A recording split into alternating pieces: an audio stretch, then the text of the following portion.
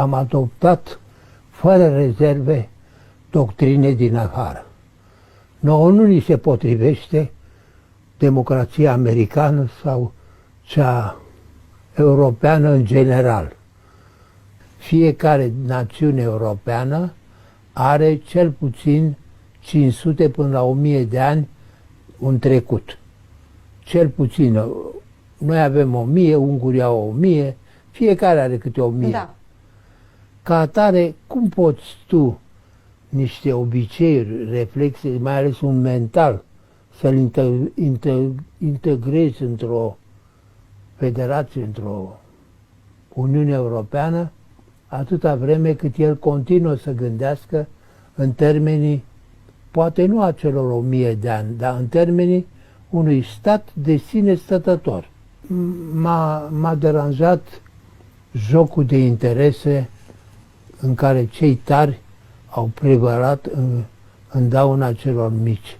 Dar nu suntem prea mici pentru, după mine, ca să nu protestăm. Lasă-mă, domnule, să-mi apăr punctul de vedere și dacă mă înfrângi, până la urmă pierd jocul, îl pierd însă fiindcă am protestat, nu pentru că plec de la premiza că suntem prea mici. Aș vrea să vină un politician să-mi spună, uite bă, fraților, am intrat în Uniunea Europeană. Da. Suntem cu fundul gol, că nu mai avem industrie, nu mai avem cutare. Prețul integrării noastre în Uniunea Europeană a fost foarte greu. Foarte, foarte greu, că acum ne plângem că nu avem bani. Păi nu avem bani pentru că nu avem producția care să aducă plus valoare. Când învățam despre plus valoare, credeam că este așa un fel de vorbă.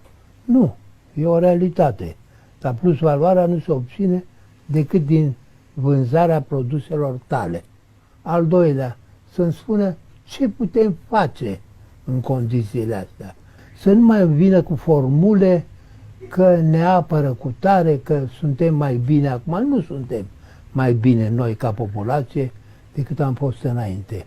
Suntem mai bine pentru că putem circula, putem vorbi, putem să ne exprimăm ideile astea fără îndoială, că sunt lucruri câștigate. Dar ca să spunem că cei mulți trăiesc mai bine ca înainte, nu știu, eu mă îndoiesc.